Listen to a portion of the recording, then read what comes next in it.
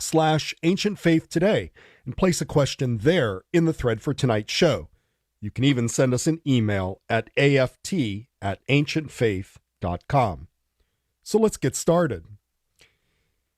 It is well known that fasting as a Christian discipline plays a prominent role in the Orthodox Christian life. Fasting generally takes two forms in our faith, both abstinence from certain foods like meat and dairy. There's also the abstention from. Generally, for both practices, we tend to use the terms fasting. It is an ancient practice from the very earliest days of the church. For instance, fasting on Wednesdays and Fridays is mentioned in the ancient document, the Teaching of the 12 Apostles, or the Didache. The church continues to encourage us to keep these fasting days, as well as the 4 major fasts and other fasting days to this very day. But we also know that some have an easier time with fasting than others. When I was growing up, it was well known, frankly, that most rarely kept the fast, even in spirit, only keeping a kind of minimal fast even during the Lenten period. I believe that situation has changed and continues to change, and more Orthodox Christians must vary, especially those who have entered the faith from another confession. But frankly, that doesn't make it any easier. So with us to discuss both fasting and feasting is Matushka Melissa Elizabeth Nasko, the wife of a priest of the Russian Orthodox Church outside of Russia. They are attached to a monastery. They have 11 children, unbelievable, and a hobby farm where they raise their own meat and dairy. Matushka Melissa writes and speaks on Orthodox fasting and parenting and is the author of Fasting as a Family and also a major contributor to 7 Holy Women, both from Ancient Faith Publishing. She's currently writing a personal memoir on moving to the farm entitled Coming to Idle Hands Farm. Matushka Melissa, to Ancient Faith Today. Oh, I'm so happy to be here. I'm happy to be here too. We've been Facebook friends for a little bit, and it's been wonderful to follow your life. But I must say, as they say, props to you for 11 children. God bless you. I just hold you in such high esteem. We're looking forward to hearing all your tips and tricks tonight, because I'm sure that you've developed quite a few of them. But before we get started, of course, you and I talked a little bit about what we're going to talk about tonight on the subject of fasting and feasting and so forth. But I was raised Roman Catholic, and my family kind of panicked. They were not fully convinced that this was going to work out, but it did. And I'm actually very, very grateful for the direction that my life has taken. I was very hesitant to become Orthodox way back when. Anyone who reads my posts regularly will find out that one of the things that I tell people regularly at conferences, and I bring it up regularly, is that I will never forget the very first Lent that my husband sat down and he said, okay, I really think that we need to do this properly. We need to do this the right way. And I was pregnant with my 4th child at the time, and I bawled.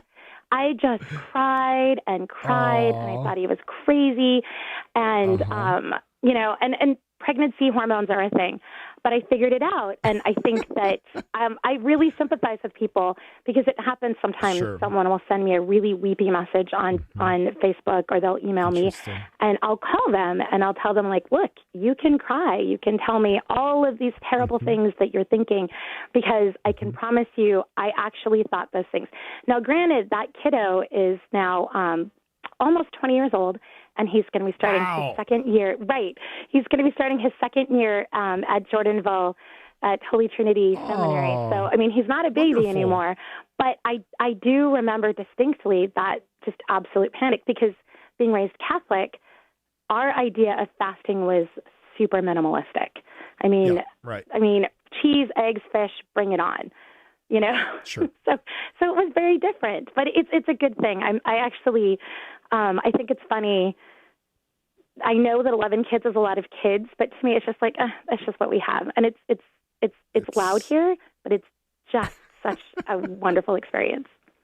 And really, it is beautiful, and it is wonderful. And honestly, I have to say, I didn't realize that you had converted to the faith, because you're pulling this off. I mean, you jumped in head first with the 11 kids and the priest wife and so forth, and it's really amazing. And as I said, from a practical standpoint, we do want to learn from you. I will confess, I even have a hard time fasting. And when I was growing up, as I said in the intro, our family didn't fast that much, and it was actually quite uncommon, at least in my circles, in my areas, for people to keep the fast in sort of a strict way.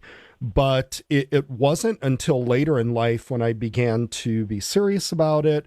And then also, seeing other people and seeing people come into the church and be inspired by them to really take this very, very seriously. I still struggle, but I think it is certainly, and the fathers of the church tell us, this is a very important thing. Okay, well, thanks for sharing that, because that's really wonderful to hear.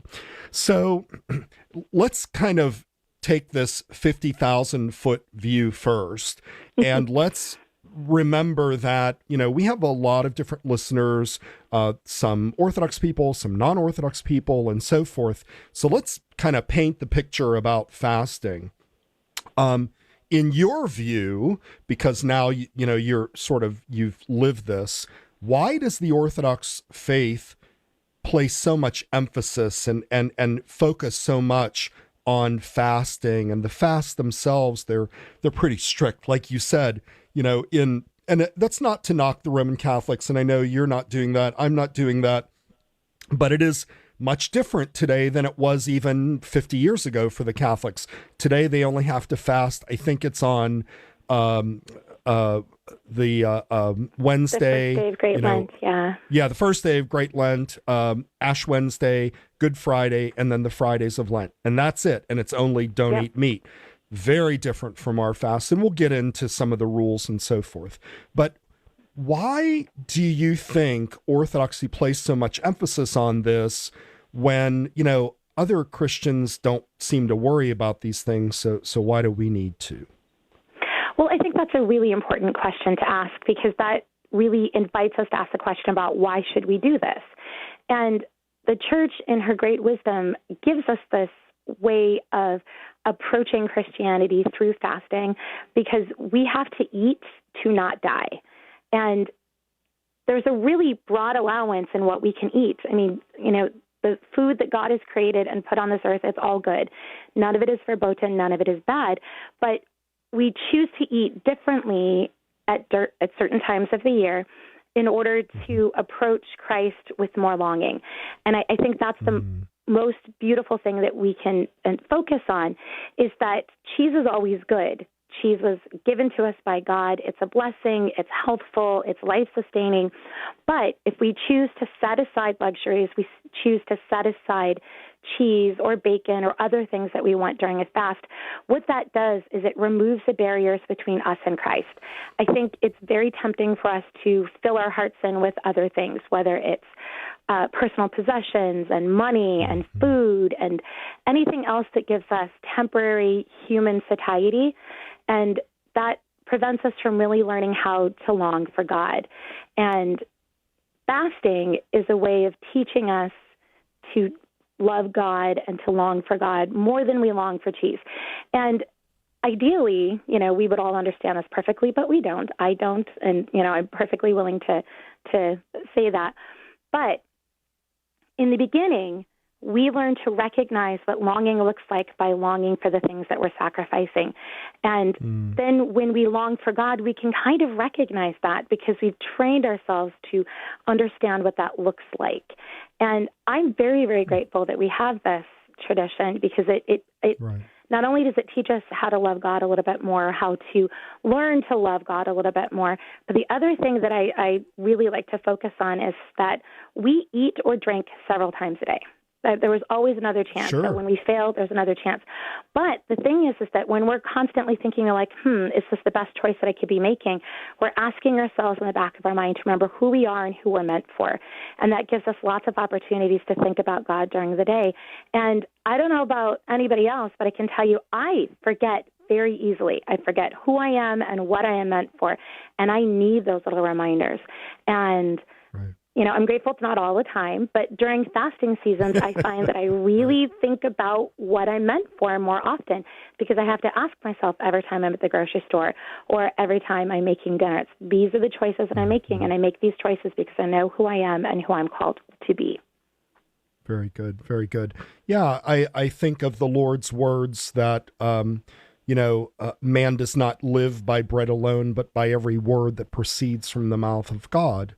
And as you said, fasting is, I should say, eating is essential, of course. It's something that we do. And I think especially in our modern culture, our eating habits look much, much different than they do, in maybe Africa or in maybe 100 years ago here in this country or 150 years ago when food was I would say eaten with a tremendous amount of thanksgiving, and because there was not an abundance of it, or you had to grow it, or you had to slaughter it, or whatever it was. Whereas today, you can't drive, 500 feet without passing some place that is selling food. So there's a kind of philosophical idea of food and what we put in our mouth, which is a kind of, a sort of a form of communion, but it's not Christ himself. What would you say then is the role of food in our lives? Obviously beyond just, nutrition and sustenance, but, what does it mean when we eat together or when we eat, with our family, with our communities? How do you see the idea of eating? Why is it important? Well, eating is a critical way in which we engage people on a social level. When we plan important events, whether they're weddings or baptisms or even funerals, we plan a meal around it. And when we go on a date, we plan a meal. And when we want to connect with somebody, we go for coffee. But it's usually a little bit more than coffee. It's like coffee and a roll or, coffee and a sandwich or something. But we import our interactions with other people. We import food and eating into it. And I think it's because on some very human level, no matter how distantly removed we might be from the ways that we get food, we understand how critical food is, not just to our life, but our interaction with other people. We can't produce all of the food that we eat by ourselves. No one really, really does that. We depend on God. We depend on animals. We depend on all kinds of things in our environment. And by raising food, and my family does. We raise a lot of our food, and it's something that we do collectively and communally. But even if I go into town and I have dinner and a glass of wine with a friend, I'm kind of remembering on some level the way that we work cooperatively to get food into our culture and our societies. And I think it's a fascinating thing.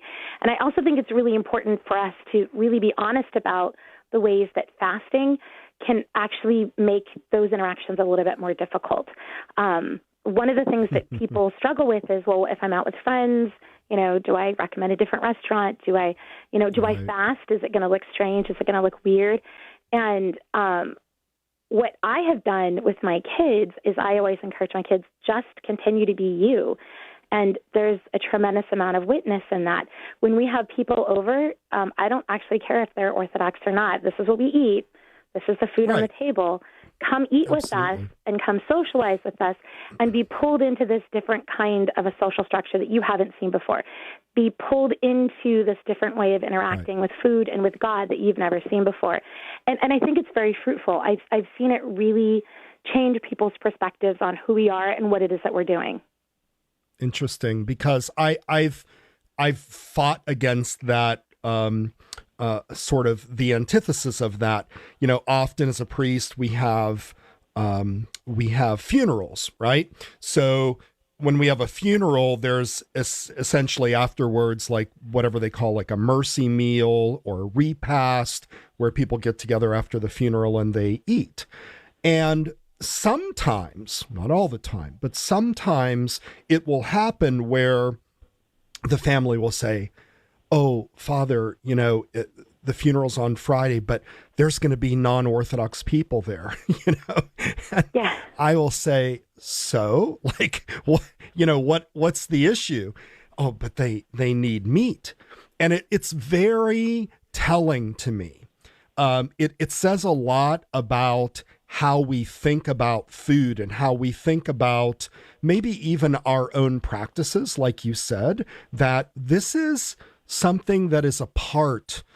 It's certainly not and I want to make this very clear, it's not the essence of Orthodoxy, right? Of Orthodox Right. Christianity. We don't live to eat, right? We are not Orthodox because we fast. But on the other hand, it is this sort of ascetical effort that we do. And it is sometimes it's mind-boggling where people will say, "Oh, but we have to have meat because there's going to be non-Orthodox people there." I think it's the perfect opportunity to witness to your faith, to say, "Hey, this is how we eat. We're keeping the fast." All right. Exactly. 1-855 AF Radio. That's 1-855-237-2346. So if you have any questions for Matushka Melissa about how she deals with 11 children and a husband and maybe, different picky eaters and things like that, call in if you have questions just about fasting. Maybe you are examining the Orthodox Church. Maybe you have been going to an Orthodox church, but you're afraid to fast. I've had that often, Matushka, where people will say, "I'm really having trouble with this. How do I do this? It seems overwhelming. It seems complicated." We're going to talk about that in a moment. So we'd love to hear from you. So, Matushka, you obviously have a lot of children. How do you approach the subject of fasting, especially with children and with your family? Because I assume, like all kids, I have 3 daughters, and, they're picky. This one likes this, and this one likes that, and this one doesn't like fish, and this one doesn't like shrimp or whatever. And, how do you deal with all of these different tastes and likes and dislikes? Or do you just say, "Hey, here it is. This is what we're eating"? Well, hunger is the best sauce. So I don't play short order cook. This is what we're eating. But I also have the understanding that not everybody's going to like everything. There are foods out there that I don't really care for, and that even though I try them regularly as an adult, I've just never developed a taste for them, and that's okay. And my kids are going to have some of those things. But as an adult, we're expected to be able to try foods, to be polite, to be respectful. If we're in a situation like you were talking about, a mercy meal, eat what's there. And eat it with a sense of gratitude. Those are important skills to develop. So those are things that I worked on with my own kids, that you eat what you're served. And I think one of the most important things to shy away from is creating sort of this battle between the parent and the child over the food. It's about the food. It's not about your relationship. Sometimes when kids don't want to eat a food, whether it's shrimp or fish or they don't want to fast, right, or they don't want to try broccoli or whatever it is, we take that as a personal challenge. We see their unwillingness to eat it as our own personal failing. We didn't teach them how to do it. Maybe they're just doing it to make us angry. We see it as a challenge, and that's absolutely the wrong way to approach it, because when you start engaging with your children on a battlefield, they're always, always, always going to next level you, and you're just going to create more and more drama. The best way to deal with it is like, okay, I know that you don't really care for shrimp. Shrimp is what we're having tonight. You're going to have, 3 bites of this, and if you don't want to eat more, that's okay. And in my house, we've had this policy, what we call the polite bite. You've got to eat at least 1 bite, and you have to eat it without crying or screaming or making gagging noises.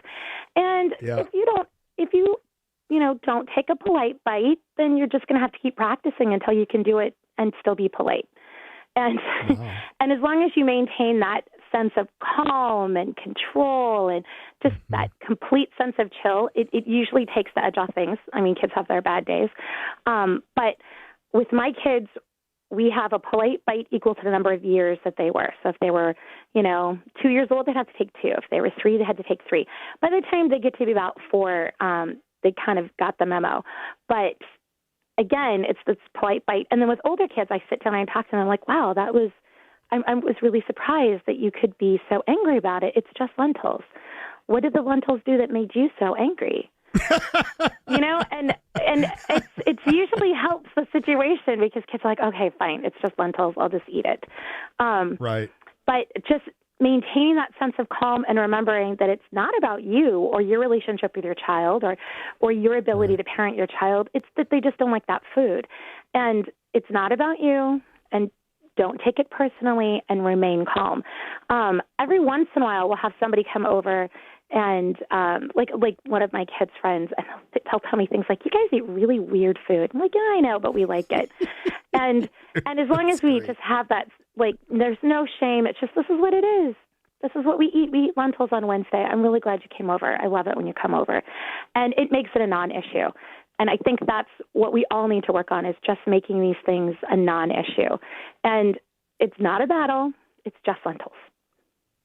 Yeah, that's really, I love your common sense, practical approach to, try to, instead of giving in, and not necessarily fighting with them, but somehow reframing the conversation to say, look, let's be rational here, even though sometimes kids aren't always rational, and say, this is just lentils. This is not a big deal.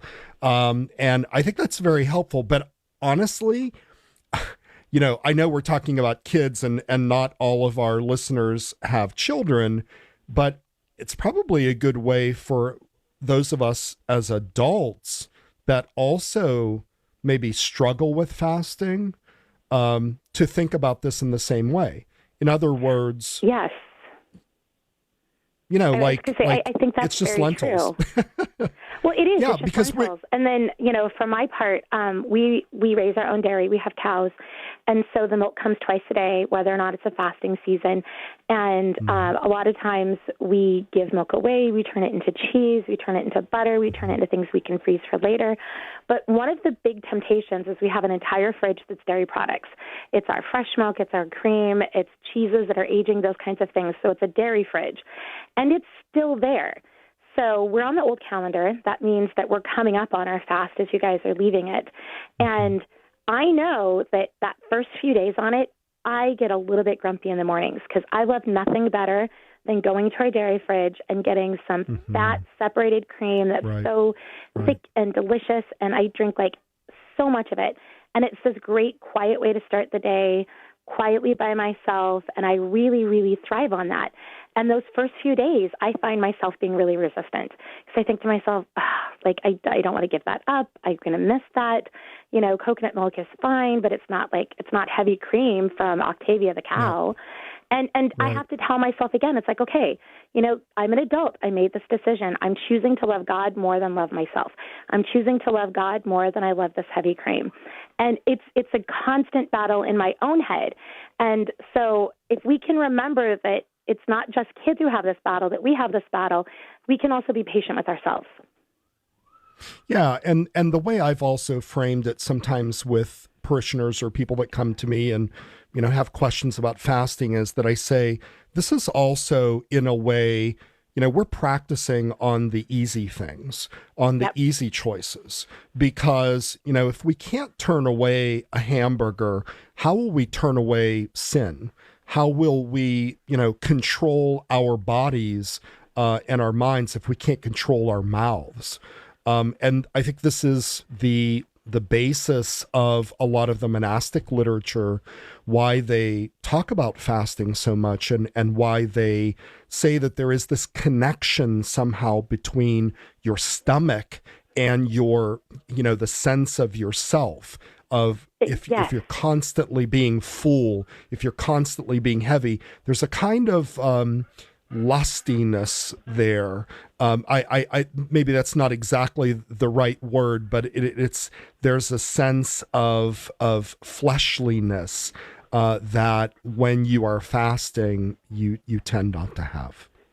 Absolutely. That's why gluttony is one of the capital sins. And this is absolutely true. We have to remember that this is a really small thing regularly that comes into our life that gives us an opportunity to resist our passions and resist our own self-will. I have to tell you, I live a pretty comfortable life. I'm not being threatened with a gulag. I'm not hiding in the streets trying to attend a church. I have none of those really big temptations. And Lord knows if those things will come to me. I don't expect them, but, I don't really know. I'm training myself in tiny little ways all the time for the bigger things that will come. And there are always moments in our life, there are always big temptations that come. And they look different for each of us. And being well trained in resisting our passions is really critical. I tell people all the time that what you're really giving up, what you're really fasting from, is your passions. It just kind of looks like cheese and it kind of looks like bacon, but it's really your passions, because there's nothing fundamentally ever wrong with bacon or cheese or any of these things. Sure. What it is that we're choosing to become stronger, to love God more than ourselves, and to be ready for what comes. Indeed. It's good training for us. 1-855-AF-RADIO. When we come back, we're going to talk more about fasting and feasting with Matushka Melissa. We will be right back. Father Tom will be back in a moment. In the meantime, the lines are open at 855-237-2346. Don't go away.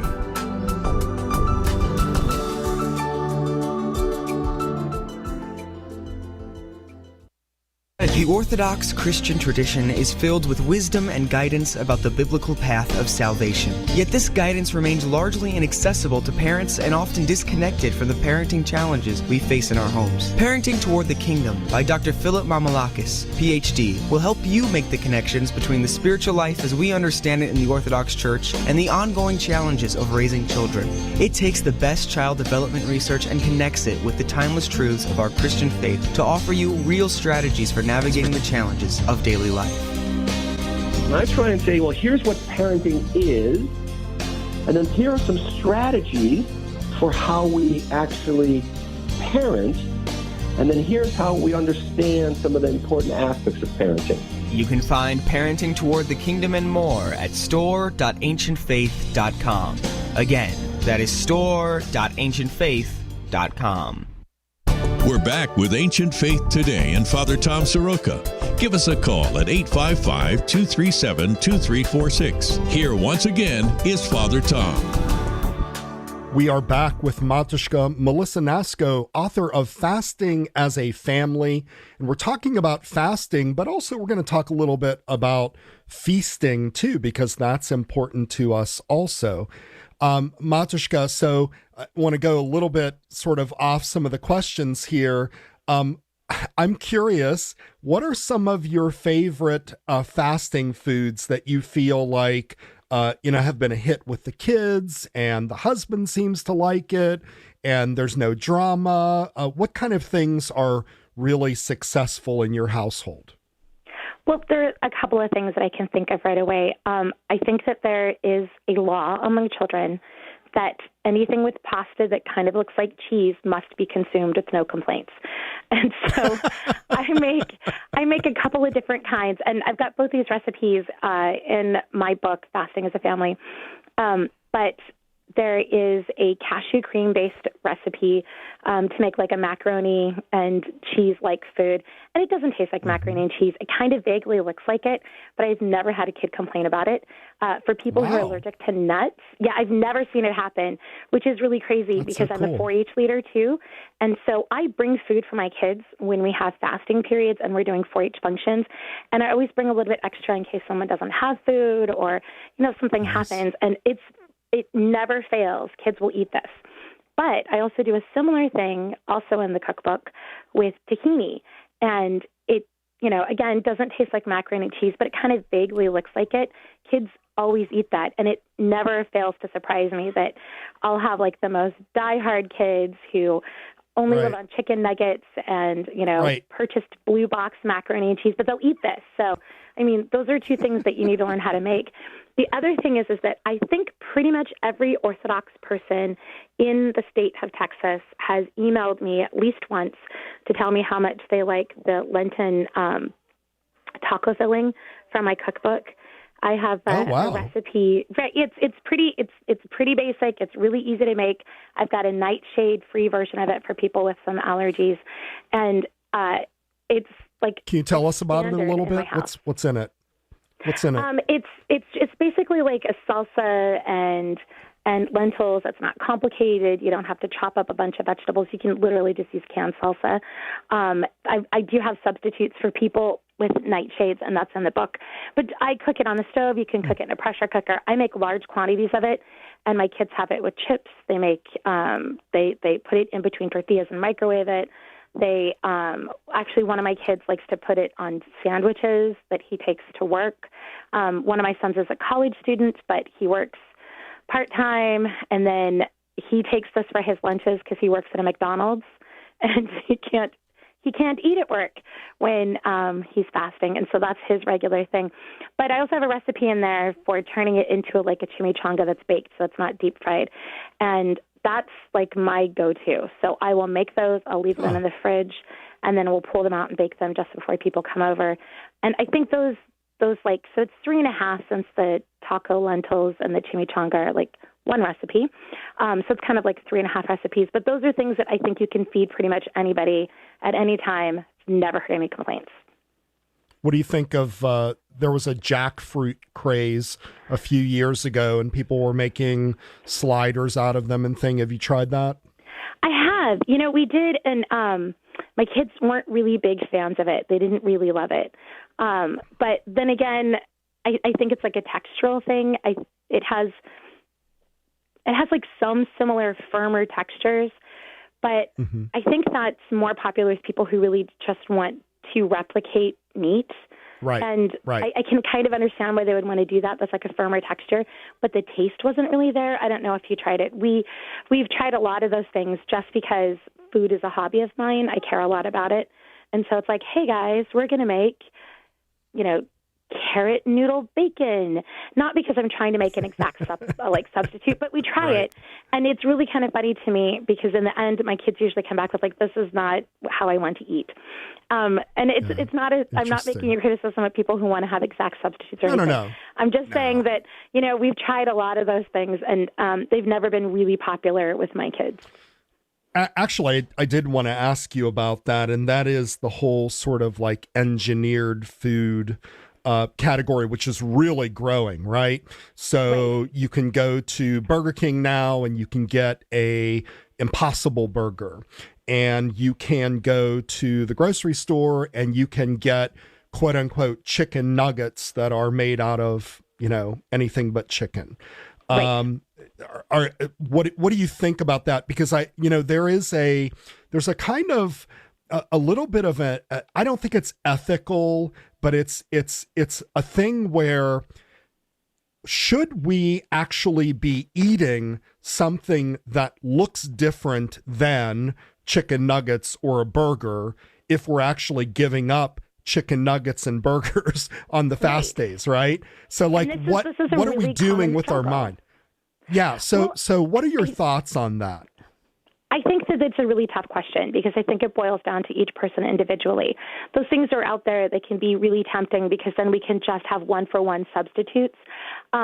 I think in a well-formed conscience, you'll feel a little bit guilty about those kinds of things. But I do think they have a role even in, like, my household. For instance, I do buy and I sometimes make seitan, which is a wheat gluten meat substitute. Right. And it's my husband calls it wheat noodle or meat noodle because it's kind of like it's more like a noodle than meat, but it's actually very high in protein and it's very low in carbs. And so sometimes it's just a really good way to get a lot of protein in. I think that we have to be honest about the fact that a vegan diet's kind of hard on the body. It's a lot of fiber. And that can be really hard on your body. And you get to at some point, like I think about 10 days into Great Lent, where you're thinking you never want to have anything that's high in fiber ever again. Right. And so that's the time when I'm telling people get some white pasta, get some white rice, but also some seitan, because seitan, if you can eat gluten, is a really great way to get some protein in there that's very low fiber. And so it can perform sort of that function. But we can be tempted to make too many one-for-one substitutes so that we're not actually learning how to resist our will. And I think we have to ask ourselves individually what we're doing. I can tell you my family has gotten the Impossible Whopper. We live 100 miles from the largest metropolitan area in the Upper Peninsula, which is only 20,000 people. But if we want to do things like go to the Target, that's 100 miles away. And it's 100. We live really rural. So it's 100 miles away. And there are times where it's like, okay, I've got to take kids to go get shoes or something that are not available in my little area. And if we're gone too long or something, my kids have to eat, that's an option. I've gone ahead to get it. But it's not something that we would do regularly. And I think that we have to ask ourselves, am I really in a situation where I need to make different nutritional choices, such as I'm getting too much fiber? Am I in a situation where I just need to find something that I can eat? Because sometimes people will have this idea of the proper way to eat to the degree that they will actually avoid eating rather than eat something that's not perfect. That's not a great situation. I'd rather they go get an Impossible Whopper than starve. It happens a lot with college students, actually. I get this question a lot from college students, where they won't eat anything in their dorms. It's like, that's not sustainable. But we have to ask ourselves, is this solving another problem, or am I preventing myself from learning how to grow? And if it's in a situation where you're solving a problem, like making sure that you get enough calories, making sure you get enough protein, making sure you don't get enough too much fiber, then I think that's appropriate. If you're doing it so that you can have a bologna, fake cheese sandwich that looks and feels like the same thing so that you feel less deprived, then maybe you really need to look at what you could be doing instead. Right. Yep. It's a good point. And I'm just curious, you haven't mentioned the T word yet, tofu. You use a lot of that in your fasting regimen? Don't. And actually, I'll tell you why. I have a sister who went vegan when she was in college, and she's 40 years old. She's 41 years old now. But when she was 19, she decided to go vegan, and she didn't know enough about nutrition or cooking to make better choices for herself. So she literally just got like all the soy milk and soy nuggets and soy bologna and tofurkey and all those kinds of things. And it was all soy-based. And she actually developed problems with her kidneys. Her hair was falling out. Everybody thought that we actually were worried that she had cancer, but it turned out that she was just eating too much soy. So she had to dial back on it. Now she's kind of an obsessive personality. So it doesn't surprise me that she would go so far in that direction because it's just something she struggles with. I mean, even to this day in her 40s. But it was really like a wake-up call to me that, wow, we really need to be really conscious of this and think about this. So we actually in our house, I don't use soy. I know a lot of people like to use tempeh. They like to use a lot of tofu. It is a really great source of protein. But in my family, we don't eat any soy. Interesting. Very interesting. Okay. 1-855-AF-RADIO. Would love to hear from you if you have any questions about tips or tricks or about just the fasting in general, or maybe even feasting. We'd love to hear from you. Matushka, let's talk a little bit about people that are just starting out. Obviously, we had a show just last week talking about the massive number of people that are coming into the Orthodox faith just during COVID. And it's really been astounding. So we have a lot of people that are also, trying to figure out, okay, how am I going to start this? I never fasted before. Obviously, you were in that category to a certain extent. Can you give them some practical advice? Obviously, with the disclaimer that, talk to your priest, talk to your spiritual father, don't do too much too quickly or whatever, but just in some general ways, what are some things that you've learned over the years about how people should begin to incorporate like the Wednesday and Friday fast, or for you all, the Dormition fast is coming up, etc. Right. Well, we actually have some catechumens right now, so this is something we've been talking about. So actually, I have been thinking about this a lot lately. I think one of the most important things to talk about is to make sure that they get enough calories. Make sure that you're still eating and not be tempted to just skip meals because you don't really know what to eat. If you get into that position, like I said, it happens a lot with college students, eat whatever you can. Eat what's available, because the most important thing is to be healthy. This is the body that God gave you. He loves this body. You should take care of it. But in that regard, I think one of the first things for people to do is to kind of fall back on the standard ethnic foods that are out there that just happen to be fasting. So things like beans and rice, a lot of Indian dishes. Probably the easiest thing to give up first is meat. I think cheese is probably the hardest. There's nothing that kind of has that tang and satisfying like cheese, and so we have a hard time giving up cheese. But meat is pretty easy to give up, and I think that pretty much everywhere you are in the world, you can find something that's meatless.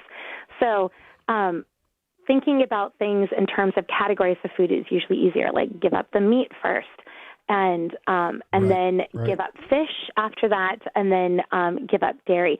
So that's something you're approaching. We have to remember that it's kind of like running a marathon, especially when you come into a longer fast. And we're not too long out from starting the nativity fast. We would not ask someone who's only ever, walked a mile or two on an evening walk to suddenly run a marathon. We have to start small. We have to train for it and build up for it. And the same thing is with fasting. Fasting is something that we develop over time. We become better and better fasters, like we would become a better and better runner. And every small choice that we make, every decision that we make is just one more workout under our belt. And it's also very important to remember that if you mess up, that's okay. That's all right. You're going to have another meal coming up. Make different choices the next time. There's always another meal. There's always another snack. There's always another opportunity to make better choices. And rather than concentrate on the mistakes that we have, it's better to concentrate on our forward momentum, because those little tiny things all build up so that eventually we can become those marathon fasters. But I also want to add something else in on that regard, and it's something that I like to tell people, is that the fasting in and of itself, the most strictest definition of the fast, and following that really carefully, isn't what makes us holy. It's learning to resist our self-will and our passions, because it's never about the food. It's always about ourselves. Because if it was only about the food, then the demons would be perfect fasters. They eat no food. They're completely ascetic in that regard. And if that's all it took, then the demons would be holy, and they're not. So what we have to remember is it's ultimately not about the food or the quantity of food or the timing of the food. It's about the way it teaches us to resist our self-will, to resist our passions, and to love God and his children better. I love it. I love it. Thank you so much for that. And again, just to recap, because I think it's important. This is exactly the approach that I've seen taken, that I've recommended, and that is people that are beginning to fast, start with one category and just go from there and try to keep the fasting days on that fasting category. Maybe the next year, do the next category, fish and then dairy and so forth, until you can complete that fast. And remember that it's really not about the food. Thank you so much, Matushka, for saying that. 1-855 AF Radio would love to hear from you.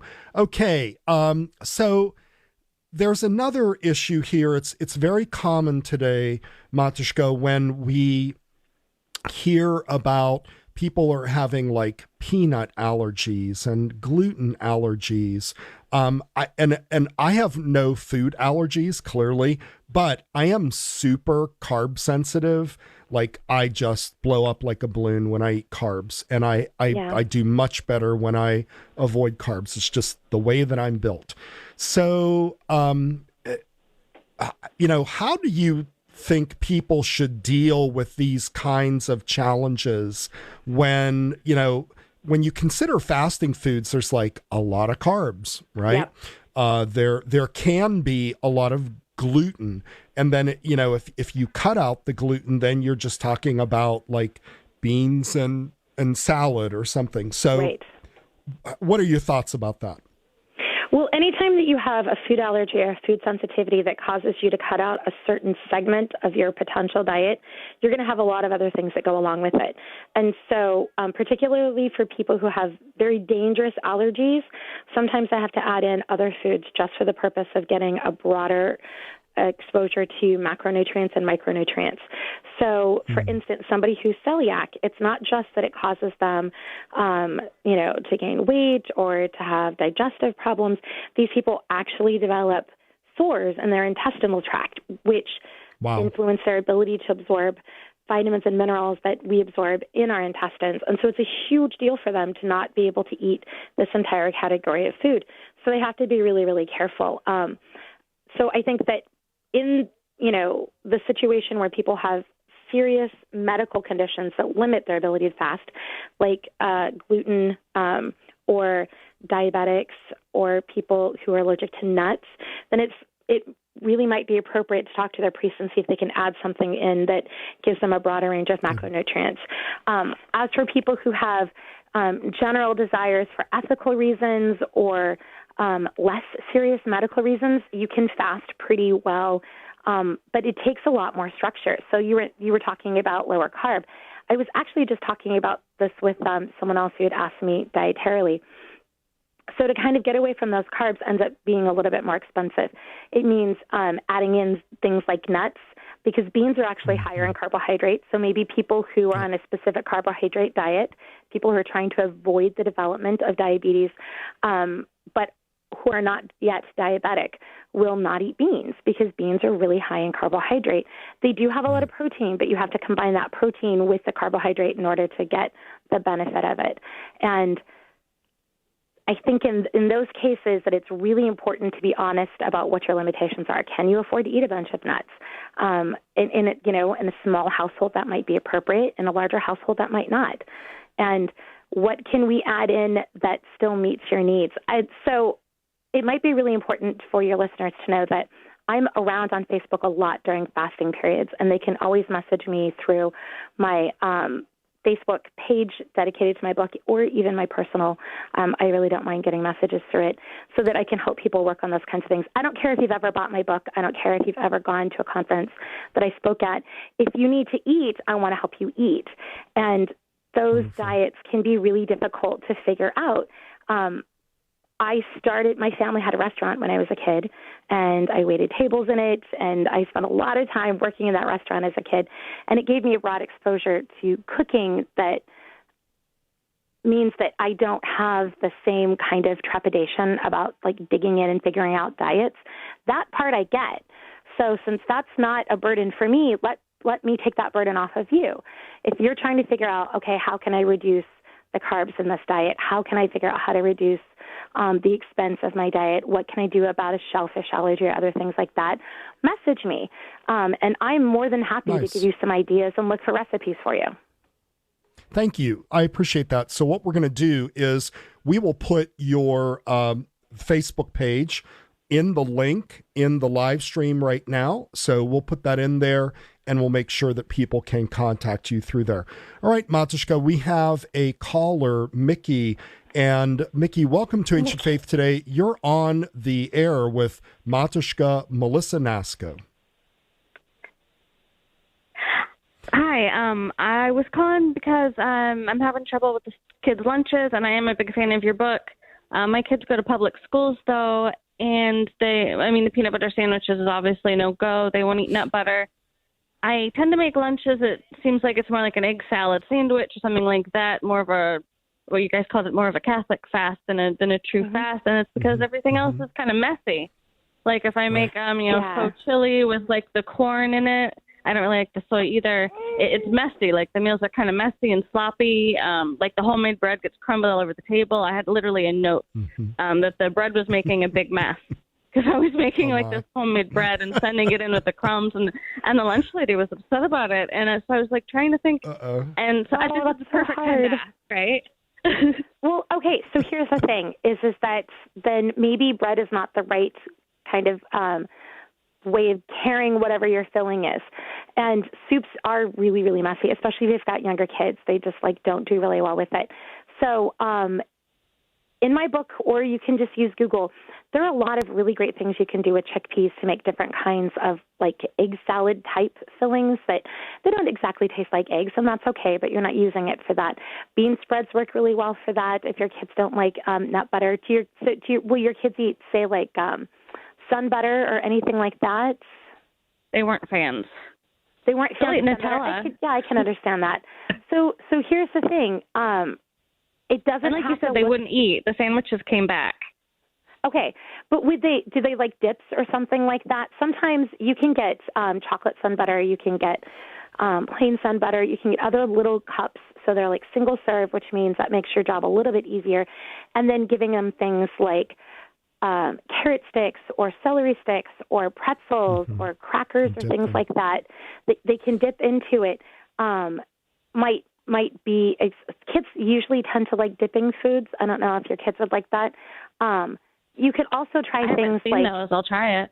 Yeah. So one of my daughters was working at a public school, and she's a college student, but she was working in the math department. She's studying education, and she had to bring those kinds of things regularly because they had peanut allergies at the school, and she had a peanut allergic student, so she had to make sure that she wasn't bringing anything with peanuts.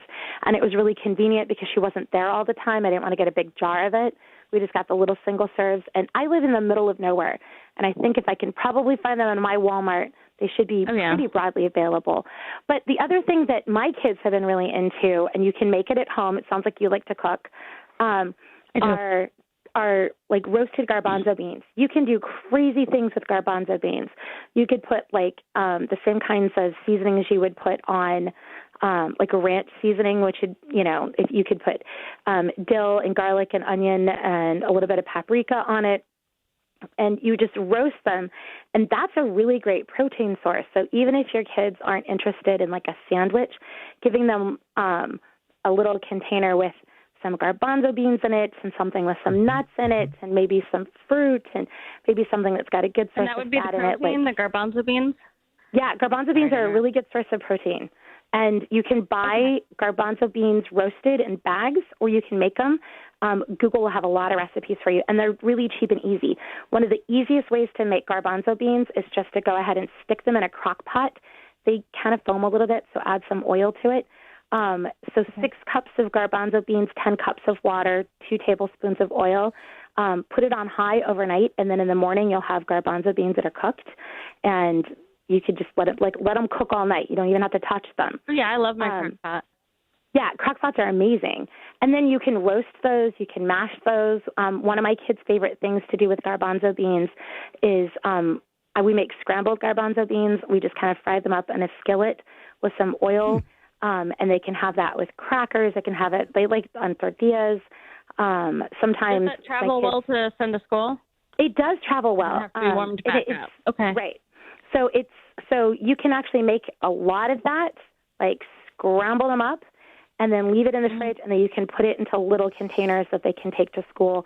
My kids will eat that with pretty much anything. Excellent. Oh, okay. Thank you so much. I didn't realize that could Very be good. cold. That was great. Thank you. I appreciate it. Oh, I'm glad it's helpful. Oh, thank you for calling. Appreciate it very, very much. Hope that works out for you. I know that's important. All right, Matushka, we are coming to the end of the program. So I wanted to ask you two more quick questions. And the first is regarding, another form of that fasting, and that is the Eucharistic fast. So, of course, as Orthodox Christians, we fast from midnight until the time of receiving the Eucharist. What is your practice in terms of at what age you start having your children begin to keep the fast? That's always a kind of struggle sometimes for some children because they really have a difficult time with that. What's your thoughts on that? Well, I think the first thing is to be really, really super cheerful about it and very excited when they're able to do it. Like, high fives and cheers and be really, really ridiculously excited. Positive feedback speaks to kids. But with our kids, we started with asking them to stop eating breakfast when they were about 5 and right. maybe cut back on it a little bit. And every kid is different. Every kid's will is different. I've had kids who could stone cold do it at 5. And we had to, kind of rein them in because they could be a little bit aggressive on themselves. But some kids have to really be encouraged. And generally, my kids have been doing it very successfully by the time they're about 7 and a half. My youngest is 8 now, so I'm out of the stage now. But it's something that we started talking about when they were 4 or 5, telling them, okay, remember this is coming, and this is what we're doing. The easiest thing to do is to make sure it's a reminder in our house that it's cultural. This is what we do, and oh my gosh, some days are really hard, but we're doing this. And then be really excited for the kids when they do it. Positive feedback speaks. Love it. Love it. One last question, and that is, we really didn't get to the feasting part, but that's really important too, right? So I think it's absolutely important. So I always tell people, I don't know that it's Christmas until I get my first piece of cheese on Christmas Day. And you have to make your fast meaningful and then make your feast meaningful. Do not diet for Pascha or for Christmas or for like the barbecues that we do at the end of the Apostles' Fast. Are you kidding me? Let your fast be a fast and your feast actually be feasting. I can go to as many Christmas parties as are socially obligated, but it's never going to feel like Christmas. And you can have your tree up, you can have your decorations out, you can do all that kind of thing. But if you haven't had a piece of cheese, somewhere deep in your soul, you know that it's not Christmas. And I know that at the end of the Apostles' Fast and the end of the Dormition Fast, we do a barbecue with our kids. My kids know that that's when it's done, and you feel it. You can feel it in your very full belly. So feasting is a super important part of it. I love it. That's really, really good. Good for you. Well, Matushka, thank you so much for all of your practical advice and the wisdom that you've gained over the years, your enthusiasm for Orthodox eating. We called this the Orthodox table, and I think that's very, very important because that phrase says a lot. It says that we gather as a family, we gather as a community, but we also maintain our Orthodox faith in so many ways, in our prayer, in our the way we comport ourselves, and also in the way that we eat. So thank you for everything that you do. We have placed the link in the live stream that is on Ancient Faith Ministries Facebook page. So you'll see it there, Fasting as a Family with Melissa Nasco. And please contact her and buy the book, store.ancientfaith.com. We'd love to have you as a new fan of Matushka Melissa Nasco. Matushka, thank you so much for joining us this evening. I had a wonderful time. And best wishes as you enter the Dormition Fast. Thank you, Father. All right, very good. Before I share a few final thoughts, again, I want to offer my sincere thanks for Matushka Melissa for joining us tonight. Thanks to Matushka Trudy for engineering the program, for everybody that is listening in, for our callers, and for those who gave us some comments. I wanted to read just a short excerpt of the words of Saint Macarius of Egypt regarding fasting. He says, "This is the mark of Christianity. However much a man toils and however many righteous deeds he performs, to feel that he has done nothing, and in fasting to say, this is not fasting, and in praying, saying, this is not prayer, and in perseverance at prayer, I have shown no perseverance. I am only just beginning to practice and to take pains, and even if he is righteous before God, he should say, I am not righteous, not I. I do not take pains, but I only make a beginning every day." And so the important thing, dear brothers and sisters in Christ, is to make a new beginning of your fasting every day. And that's our show for tonight. Remember to like us on Facebook at facebook.com/Ancient Faith Today. Share out our program after that's posted. Give us your feedback and contact us with any ideas or topics that you might want to hear about. Join us next Tuesday evening for another edition of Ancient Faith Today. Good night, everybody.